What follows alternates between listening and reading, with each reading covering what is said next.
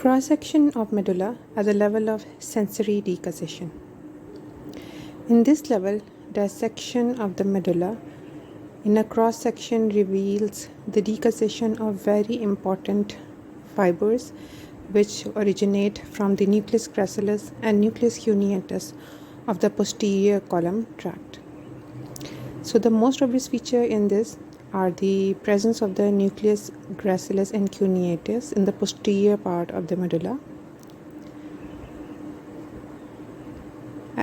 The nucleus gracilis is present medially, while lateral to this is the nucleus cuneatus. In this portion of the medulla, which is in the lower half, the central canal of the spinal cord continues upward.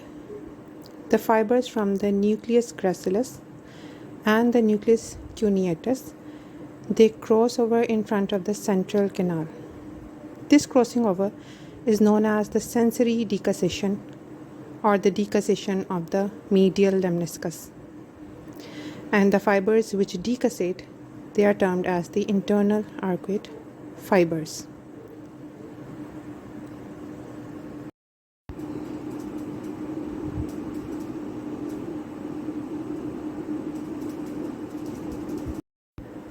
In the most anterior part of this section, the fibers of the corticospinal tract, they produce swellings or the elevations or the prominences in front of the medulla, and we identify them as the pyramid. This is the reason the corticospinal tract is also termed as the pyramidal tract.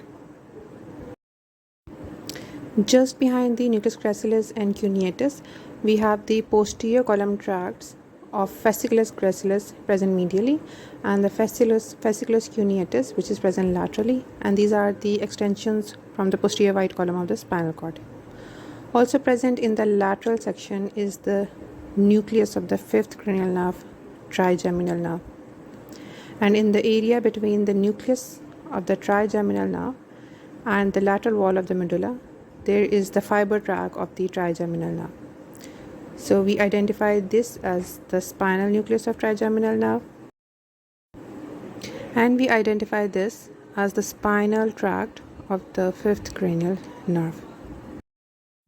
Just ventral to the central canal, there are two nuclei present related to the hypoglossal nerve, 12th cranial nerve. The hypoglossal nerves emerge on both sides between the pyramid and the olive, which is on the front aspect of the medulla. Ventral to these nuclei is the fiber tract or medial longitudinal fasciculus. This fasciculus is responsible for connecting 3rd, 4th and 6th cranial nerve with the 8th vestibulocochlear nerve. In the lateral part, we can appreciate the anterior and posterior spinocerebellar tracts. The anterior spinocerebellar tract is present anteriorly along the lateral wall of the medulla.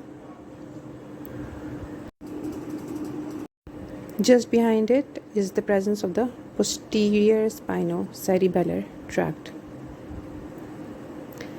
Another ascending tract which is identified in this cross section is the lateral spinothalamic tract pain and temperature pathway. This tract is joined by the anterior spinothalamic tract and the spinotactal tract to form the spinal lemniscus in the region of medulla. Lastly, the spinal root of the accessory nerve is also appreciable in this cross section, which is our 11th cranial nerve.